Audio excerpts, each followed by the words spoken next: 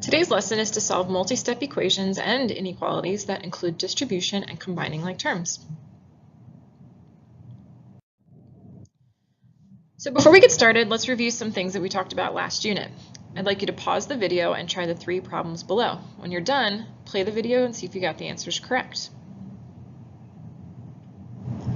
So number 1 is the distributive property. Parentheses with a number touching it should be multiplication. So when you distribute the 3, you should get 3x plus 15.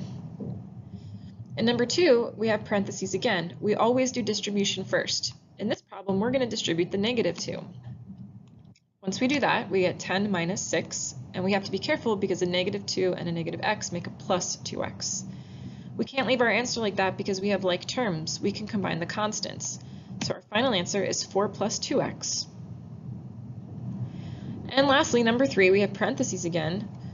This time we're going to be distributing the negative sign, or the opposite. So everything in the parentheses becomes opposite. We get 8 minus 3x minus 5. And just like in the previous problem, we can't stop there. We have to combine our like terms. 8 minus 5 is 3.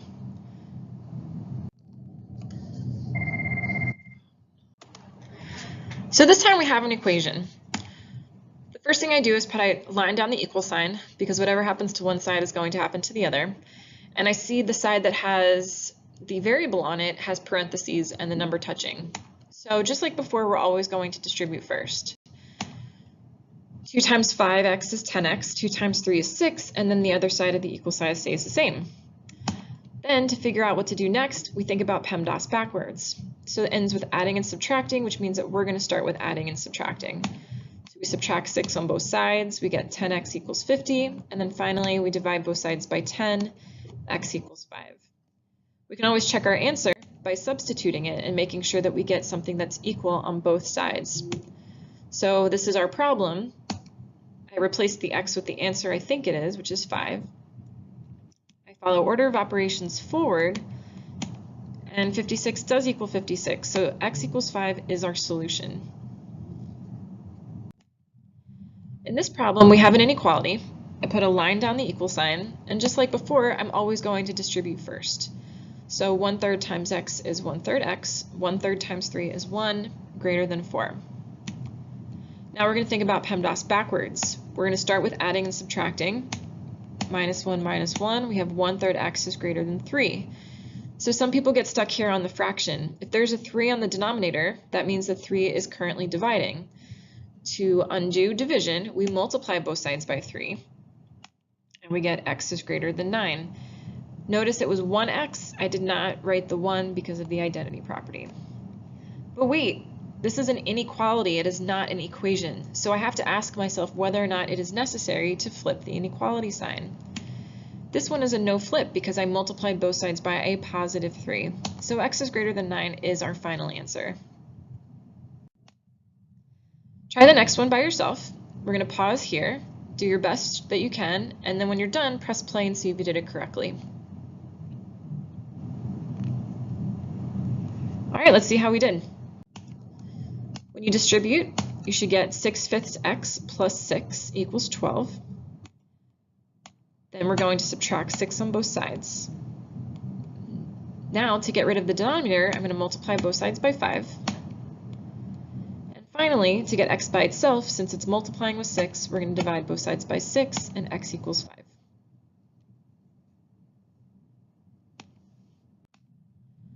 Okay, let's take a look at this one. I put a line down the inequality sign. On the right side is where our variable is. So the first thing is there's no distribution, but I do see some like terms. We have 9x and negative 11x. When we combine them, we get negative 2x plus 2. Then we follow PEMDAS backwards and we subtract 2 and then divide by negative 2 on both sides. But this is an inequality, so before I write my final answer, I have to think about whether or not I should flip the inequality sign. Since we divided by a negative 2, a negative also means opposite, so everything changes to the opposite. So we do have to flip, and our answer is negative 11 is greater than x. If you're like me and you like the variable on the left side, then you can use the symmetric property to write it like this. They mean the same thing. So now we have a lot of things happening on the left side of the equation. But no matter what, since there are parentheses, we're going to start there and distribute. When you distribute, you should get 30 minus 6x. The 5 and the x stay the same. Next, I see that there are like terms on that same side. So I'm circling our like terms. 5 plus 30 is 35, and negative 6x plus x is negative 5x. Now we're following our PEMDAS backwards. And finally dividing by negative 5. We should get x equals negative 2.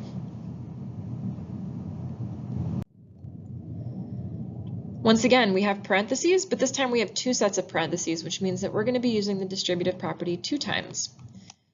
So the first one, I use the 5, I multiply, I get 15 minus 10x. And then the other one, please be careful, we're using a negative 2.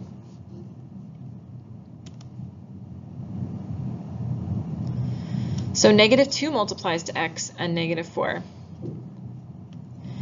Then we combine like terms. On that side, our constants are 15 and 8, and we have negative 10x and negative 2x. When we combine those, we get 23 minus 12x. Then we use our PEMDAS backwards.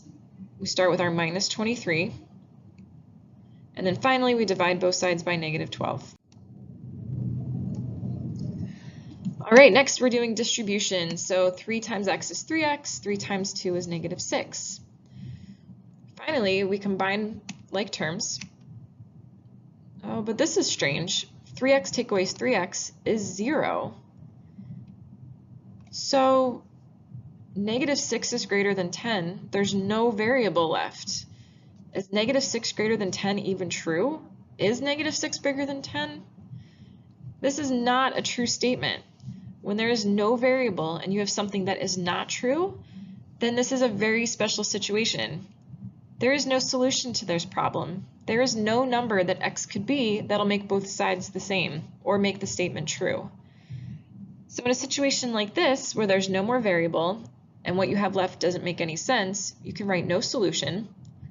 You can use this symbol right here, which is just a circle with a slash through it.